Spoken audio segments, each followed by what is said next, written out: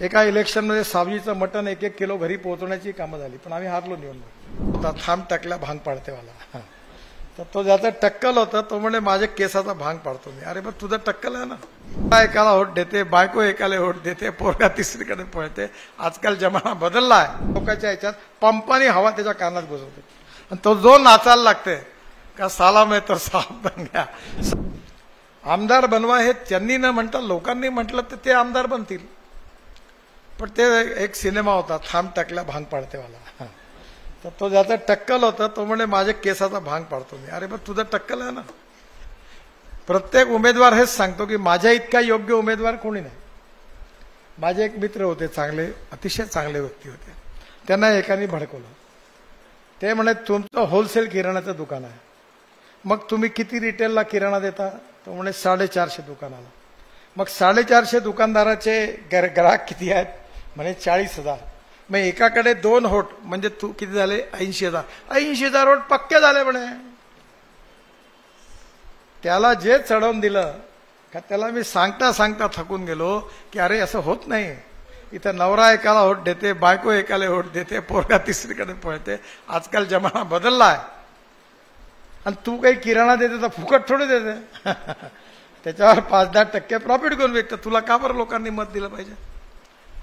त्यामुळे लोक प्रत्येकाला हवा घुसवून देते. जसं गोऱ्याच्या कानात हवा जाते तशी एका वेळी 5-50 लोकांच्या ह्याच्यात पंपानी हवा त्याच्या कानात घुसवते आणि तो जो नाचायला लागते का साला में तर साप बन गया. संघटने येले दिलं तर तो नाचते, त्याला दिलं तर तो नाचते. आणि त्याच्यात पुन्हा मेजॉरिटीचं इलेक्शन म्हणजे झाला सत्यानाश. अर्धे इकडे अर्धे तिकडे, संघटना लंबी. आणि यातून मग मन मुटाव होतो. संघटना ही सिद्धांतावर विचारावर चालली पाहिजे. संघटनेची कमिटमेंट शिक्षकाच्या कर्तृत्वाबरोबर त्याच्या व्यवसायाशी, त्याच्या प्रोफेशनशी असली पाहिजे. आणि प्रोफेशनल इथिक्सचे संस्कार त्याच्यावर करून शिक्षण क्षेत्रामध्ये गुणात्मक परिवर्तन करणारी संघटना असली पाहिजे. मी नेहमी गाणारांनाही म्हणायचो, दिवाकरांनाही म्हणायचो, फक्त एकच विषय आपण आणतो, 5वा वेतन आयोग, 7वा वेतन आयोग, भत्ता, प्रमोशन आणि याला सस्पेंड करा, त्याला सस्पेंड करा. याच्याशिवाय पण या शिक्षण क्षेत्रात हे बदल झाला पाहिजे. हे नवीन शैक्षणिक धोरण आलं त्यात या गोष्टी चांगल्या आहेत. याचा विचार कोण करणार आहे? आम्ही 1200 एकल विद्यालय चालवतो. 1800 शिक्षक आहेत लक्ष्मणराव मानकरच्या ट्रस्टच्या वतीने. हे सगळे शिक्षक गडचिरोली, सिरोंचा, एटापल्ली, अहेरी या भागात काम करतात. तेही चांगले शिक्षक आहेत. पण आपण कुठेतरी आउट ऑफ ट्रॅक समाजाकरता, देशाकरता, गरीब माणसाकरता आपण कुठे काम करतोय का? माझ्याकडे अनेक लोक येतात, मी या जातीचा आहे, मी त्या जातीचा आहे. मी हे प्रयोग करून चुकलो. जाती जातीचे मेळावे, याचे मेळावे, त्याचे मेळावे. आणि माझ्या लक्षात आलं काही होत नाही. फक्त निवडणुकीच्या वेळी आमच्या जातीला किती तिकीट मिळाले म्हणून ते ब्लॅकमेल करतात. परवा की जो सांगेल करेल जातीची बात त्याच्यावर पडेल लात. जात फात कुछ नाही. हा समाज एक आहे. आम्ही सगळे एक आहोत. आम्ही एक परिवार आहोत. आम्ही मिळून राहू, मिळून काम करू आणि मिळून समाजाचं हित करू. न जात की बात, न धर्म की बात, न संप्रदाय की बात. मानवतेच्या आधारावर आम्ही काम करू. कुठेतरी कठोर कन्व्हिक्शन घेऊन शिक्षक विशेषतः काम करतील तेव्हा खऱ्या अर्थाने चांगला परिणाम होईल. मला प्राथमिक शाळेत शिकवणारे शिक्षक हे माली समाजाचे होते. ज्यांनी मला शिकवलं, ज्यांनी माझ्यावर चांगले संस्कार केले, लहानपणी वाचायला शिकवलं मराठी. त्यांचा संबंध कुठल्या जातीशी नव्हता, पण त्यांनी मला जे संस्कार दिले ते माझ्या आयुष्यात उपयोगी पडले. त्यामुळे माणसाच्या मोठेपणाचा संबंध जातीशी नाही, पंथाशी नाही, धर्माशी नाही आणि सेक्सशी नाही. माणसाच्या गुणवत्तेचा संबंध जात, पंथ, धर्म, भाषा आणि सेक्सशी नाही, तो त्याच्या गुणवत्तेशी आणि कर्तृत्वाशी आहे. आणि ते कर्तृत्व विद्यार्थ्यांमध्ये आणि शिक्षकांमध्ये आपण पॅरलल डेव्हलप करण्याकरता प्रक्रिया करणारी जी काही संस्था असतील त्यामध्ये शिक्षक परिषद असली पाहिजे. आणि त्या मिशन करता काम करणारे हजारो लाखो शिक्षक जेव्हा काम करतील तेव्हा निवडणुकीची चिंता करायचं काही कारण नाही. पोस्टर लावून, बॅनर लावून, खाऊ पिऊ घालून लोक निवडून येतात याच्यावर माझा विश्वास नाही. मी तर पुष्कळ निवडणुका लढलो. हे प्रयोग करून चुकलो. सगळे प्रयोग करून चुकलो. एका इलेक्शनमध्ये सावजीचं मटण 1-1 किलो घरी पोहोचवण्याची कामं झाली, पण आम्ही हारलो निवडणूक. काही होत नाही. लोक हुशार आहे.